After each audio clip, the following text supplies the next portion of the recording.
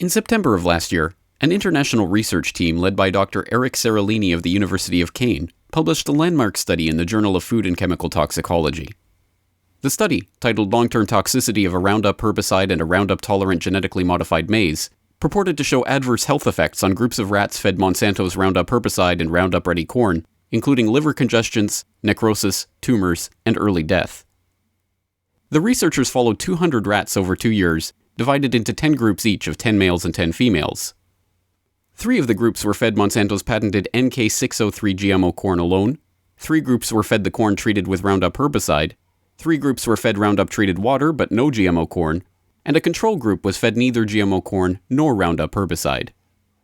The team's results indicated that the rats fed the Roundup or the GMO corn, separately or combined, were more likely to experience a range of ill health effects than the non-GMO control group. What these figures show are the large tumours. Each step up represents a large tumour, which can measure 17 millimetres by 17 millimetres. For a rat, these measurements are colossal. It would equate to a tumour of this size if seen on a human being. It is enormous.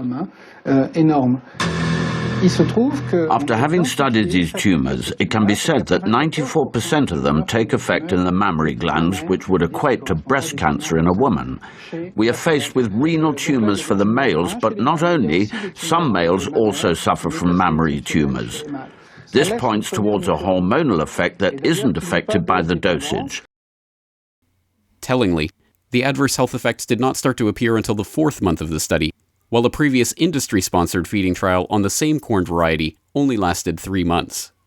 That study did find signs of toxicity as well, but those results were dismissed as not biologically meaningful. The Seralini paper and its results, deemed surprising because it goes against all of the industry-sponsored research showing the supposed safety of GMOs, caused an immediate stir in the scientific community and online. Up until now, one could have thought that the main cause of death for the tested rats was coming from the pesticide added to the corn.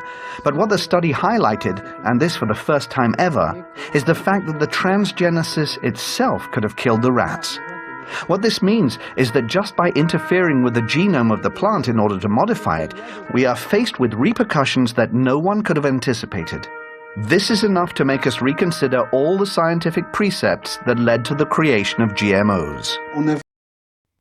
But it was not long at all before the biotech industry PR machine went into damage control mode and began smearing the study. The European Food Safety Authority found numerous problems with the French study, from not enough control rats to substandard analytical methods. At the University of California at Davis, toxicologist Alison Van Eenenen questioned the researchers' motives. I think it was a cynical ploy to exploit the scientific process to really create fear in the minds of consumers.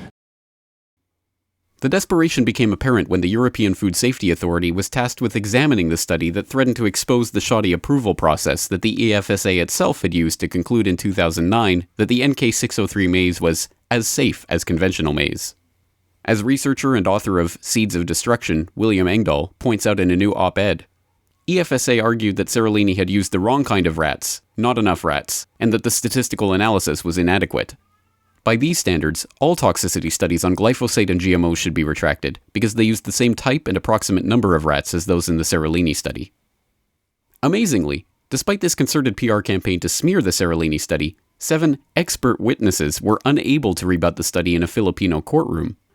In October, a Filipino court of appeals upheld a decision to ban BT eggplant from the country, despite the efforts of 7 industry witnesses attempting to rebut the substance of Seralini's findings. Perhaps this is why the Journal of Food and Chemical Toxicology took the unprecedented decision to retract the study last week. Unprecedented because it goes against the journal's own express principles and guidelines for such retractions.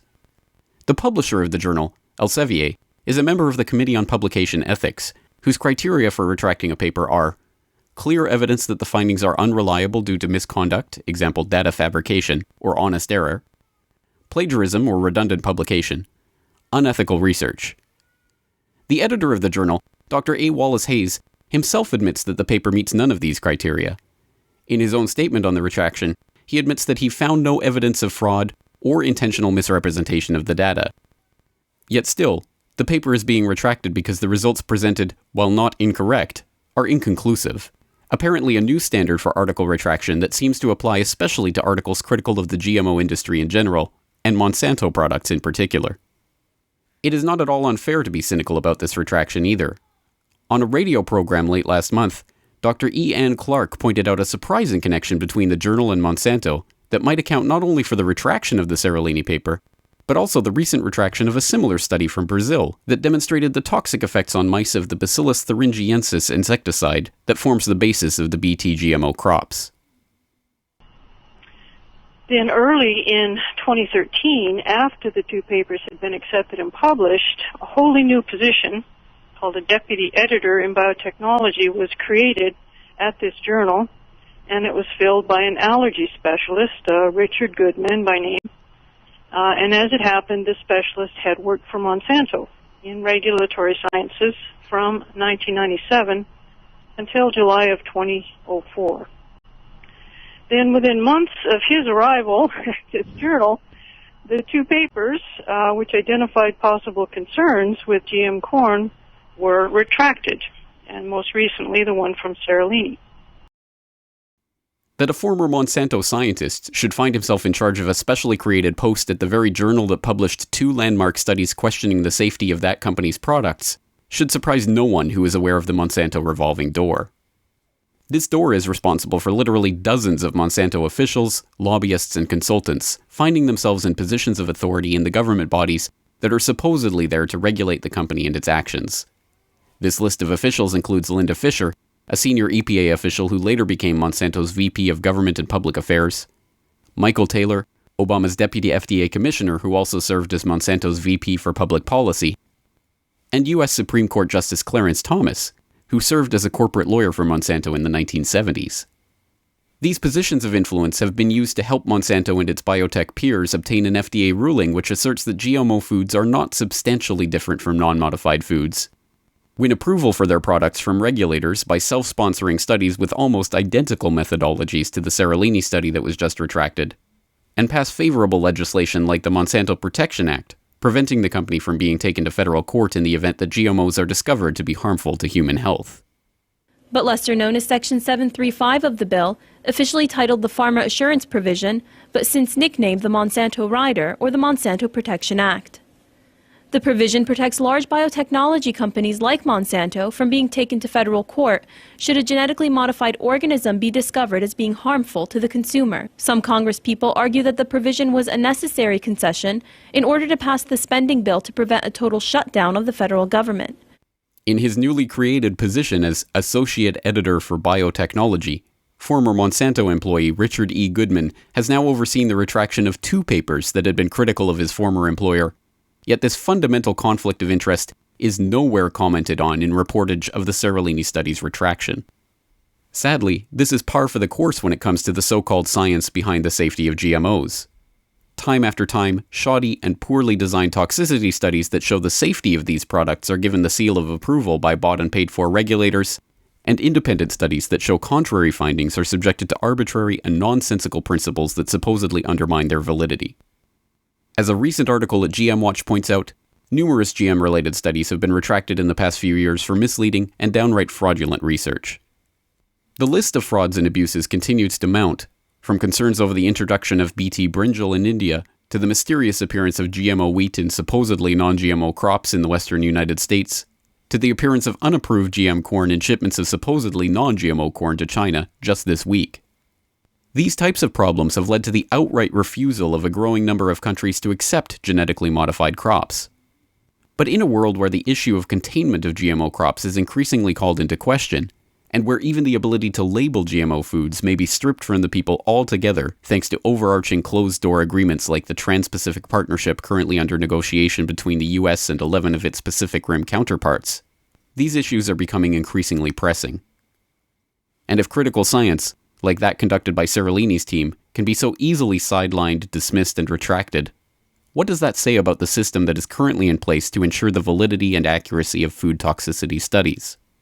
As a team of independent scientists and researchers from across the world wrote in an open letter last year during the eruption of the Seralini affair, when those with a vested interest attempt to sow unreasonable doubt about inconvenient results, or when governments exploit political opportunities by picking and choosing from scientific evidence, they jeopardize public confidence in scientific methods and institutions, and also put their own citizenry at risk.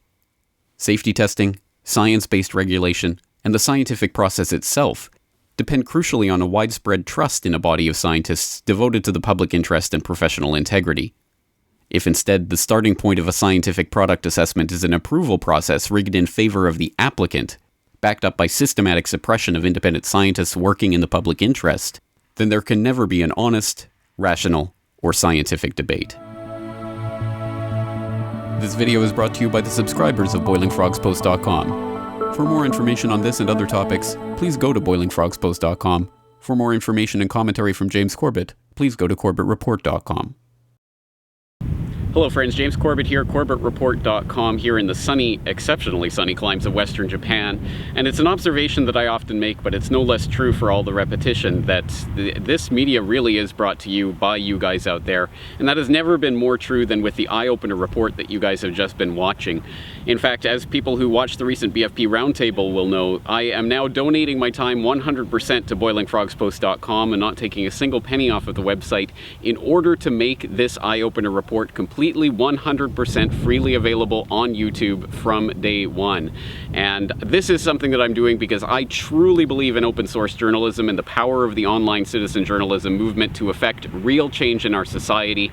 And it is truly, really made possible because of the support that I get through coberttreport.com, the subscriptions, the donations, the DVD sales. That really does make this opportunity possible.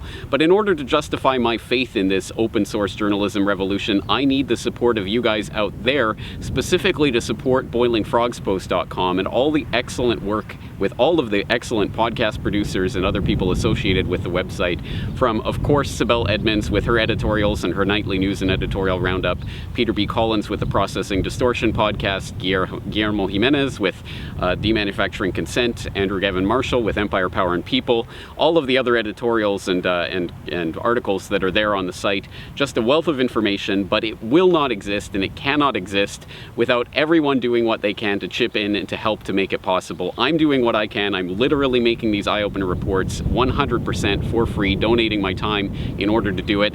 But I need you guys to support BoilingFrogsPost.com in order to make all of this viable so that they can continue running that website. And it is an incredible resource. So I hope you guys will help support it. And on that note, I'm looking forward to many more eye-opener reports to come.